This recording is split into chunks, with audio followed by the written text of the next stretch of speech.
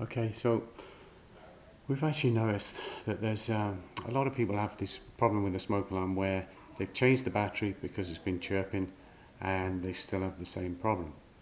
So what we've been realizing is, so say we've got to change this one. This one's got a little door on the side. Take the battery out. Fatter end is your negative, thin end is your positive. When you look inside here, on the left, it's kind of hard to see. If you're on a ladder, then you're going to be struggling. See, it's chirping away, but the chirping is all to do with the battery issues. If it's a hardwired smoke alarm with the battery backup. So what we've realised is that the the battery can be inserted the wrong way. So we're going to put the negative in where the positive should be, and so we're there. Remember, if you're on a ladder, then this could be tricky. So that you think it sounds like a positive click. You shut this and you think, yeah, I got it in. But see the way this is, there's like a big gap there. Even though it's flush there, it's chirping away. This is the BRK, or first alert smoke alarm.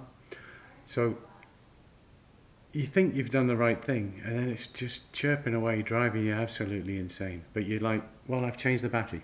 Yeah, you could try another battery, but if you put it in the wrong way again, then you're in the same smoke. So we're gonna just open this again, take this out, and put it in the actual right way.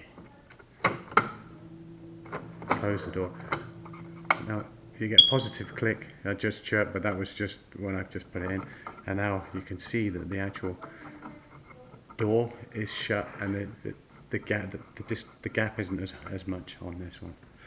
So if you've changed the battery on your smoke alarm and it's still chirping, one thing to check is that you don't have the battery in the wrong way.